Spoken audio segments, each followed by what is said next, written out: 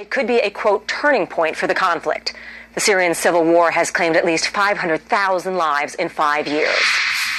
The United Nations today condemning North Korea's latest nuclear test. The UN Security Council says it will consider taking action against Pyongyang, including new sanctions.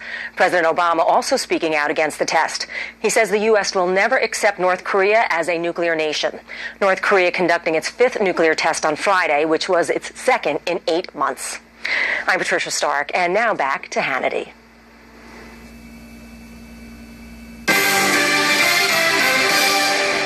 The politics of people like Hillary Clinton have produced only poverty, joblessness, and rising crime. Hillary Clinton opposes school choice because she is controlled totally, like a puppet by special interests. It was the failed policies, you have to remember, of Hillary Clinton and Obama that unleashed ISIS in the first place. Unfortunately for our country, our enemies probably hacked into Hillary Clinton's emails.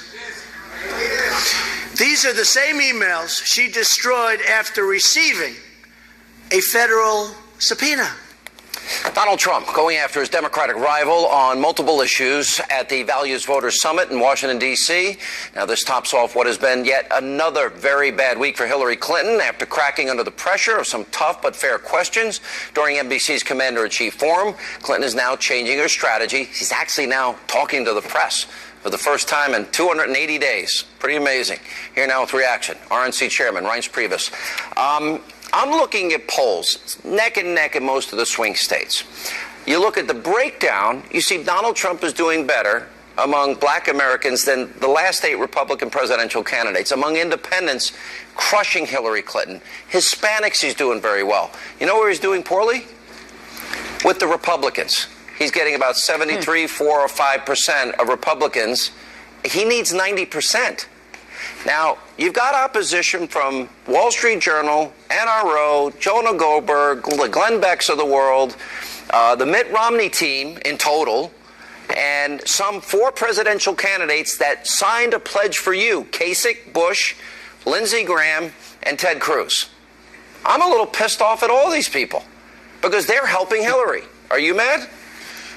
Well, yeah, of course. I mean, they're absolutely helping Hillary. If you're not voting for Donald Trump, you're basically voting for Hillary Clinton. And look, you're right, it was a pledge, and it wasn't just a pledge. In some cases, it was a data exchange agreement where the candidates received valuable data and information. In exchange for that information, they agreed to support the nominee, whomever he or she was. And so I think they should honor the pledges, and I think that our state chairman and our committee people on the committee are going to review this situation, and there may be consequences in the future. But look, I saw some polling that should give you a much better feeling about this. The CNN poll came out this week, had a much higher percentage of Republican support for Donald Trump. But look, what was the percentage in that poll? I mean, you've been talking about it. What was the percentage in that poll? It was in the high 80s. So I mean, okay, he needs 92. There have been. If he gets to 92, and I think he's going to get there. I think by the time we get to November, Sean, I think he's going to get there. Especially if he continues down this path that he's on. I think everybody's very pleased with what he's been doing. Baton Rouge, Mexico. I thought his speech in particular in Detroit was strong. Value Voters Summit today. I think he did very well. He did very well in the forum the other day. Agreed. In the military forum. He won easily. He did a great job. Hillary Clinton was very, very defensive, and she was upset because she couldn't believe that she had to stand Trump won when the media, the liberals in the media, blasting poor Matt Lauer. I mean, I'm not a fan of Lauer's. Well, that was, but that was also Hillary Clinton's campaign. I mean, the reason she was so fiery mad, it wasn't because they were serious issues like she claims. They were serious issues, but she was beyond upset because she couldn't believe that she had to stand there for 11 minutes and answer questions about something she did to herself. And when that Air Force corpsman stood up and said, "I would be in prison if I did what you did," her team and her surrogates went after Matt Lauer and NBC all night and the next day. And look at this is what Republicans deal with, a double standard. every single day of our lives in the media. Now, this wasn't a double standard. She had what she had coming, and she's going to answer more tough questions like that in the future. How could Matt Lauer not ask about the emails? I mean, it's ridiculous. She's been ducking and dodging and hiding more than anybody. All right, Ryan, it's good to see you. You bet. 60 days to go. No pressure on you. You better do your job. All right, thank you. And coming up next tonight here on Hannity. That message where I'll give you America great again is, if you're a white Southerner, you know exactly what it means, don't you? Bill Clinton playing the race card, insinuating Donald Trump's campaign slogan is racist. Well, sorry, Bill, but we have video of you using the exact same phrase over and over and over and over and over again. Plus, Chelsea Clinton calls out Donald Trump's rhetoric, saying he's misogynistic and sexist. Chelsea, you really want to go there? We got a lot to say about your father. Do it. Plus, Hollywood A-lister Jon Voight introduced Clinton earlier this week, implying that Donald Trump's slogan, "Make America Great Again," is racist.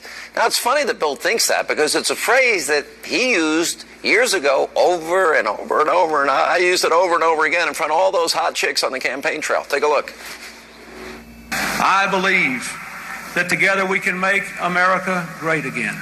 I want to attack these problems and make America great again. Paid for by Clinton for president. And now you are being called upon, every one of you, to secure a better future for your children and your grandchildren, and to make America great again economically, educationally, and socially. It's time for another comeback. Time to make America great again. I know Hillary's the one who can do it. Paid for by Hillary Clinton for president. I'm Hillary Clinton, candidate for president, and I approve this message. All right, joining us now with reaction, CEO for the National Diversity Coalition for Donald Trump, Reverend Darrell Scott from The Hill newspaper, of course, Joe Concha, online. You can find it there. Fox News contributor Deneen Borelli. Pastor Scott, by Bill Clinton's own definition, he's a racist. Yeah. I mean, you know, here's Slick Willie. He's the pot calling the kettle black. This is the same guy that belonged to two white-only country clubs in the 90s, the same guy who fought to retain the Confederate flag. But watch this. By his own definition, he's a racist. This is a guy that doesn't know what the definition of sex is. I didn't have sex with that woman. So but if he doesn't the know reality the definition is, he of sex, said how we can he know the white definition of Southerners racism? know. So he used a phrase that white Southerners knew back when he was running. So based on his, all right, and here's what gets interesting, Deneen, is J. William Fulbright, Bill Clinton cites as his mentor, a known segregationist. Yeah. Hillary Clinton's mentor is a guy by the name of Robert Ku Klux Klan Byrd, former Klansman, her mentor. Yeah, it's interesting that Bill Clinton is using this language, who justified Robert Byrd being a Klansman, and Hillary, yes, she thought Byrd was a mentor to her. But listen, the Clinton campaign is getting very desperate right now. They're going to play every card they possibly can, the race card, the woman card, the Russian card. They are concerned that Donald Trump's message is resonating with black voters. His message of empowerment, school choice, pro-energy, pro-economic policies, they are concerned about that, and any time they play the race card, it's a sign of desperation. Yeah, I agree with you. Joe, there is a certain timing to all of this. Let me play Chelsea Clinton talking about Donald Trump being a misogynist and a sex